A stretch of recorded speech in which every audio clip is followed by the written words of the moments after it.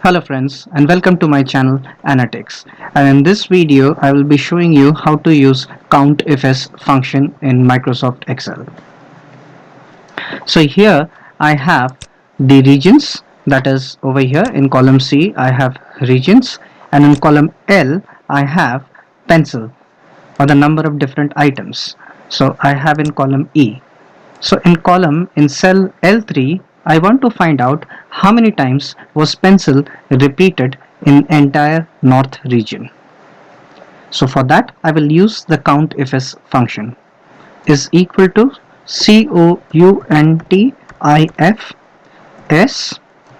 open my bracket, select column C to C, comma, what exactly in C to C I am looking for is north, comma, then I'm looking for in column E to E, what in column E to E, pencils, and then I close my bracket.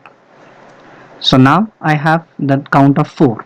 So that means in entire region of north, pencils was repeated 4 times. Now what I do is I just make few constants over here,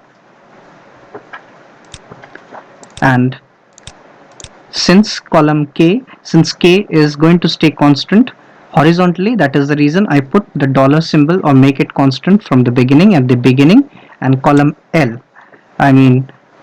is going to be vertically constant, that is the reason I will put the dollar symbol in the middle. Hit enter. Now I can just drag the formula to the right, the values come, and also I can drag the formulas down.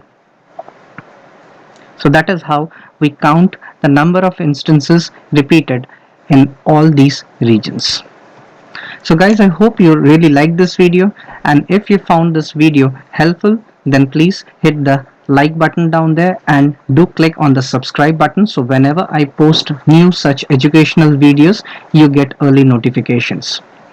So bye bye friends for now, and I will speak to you guys later. Thank you.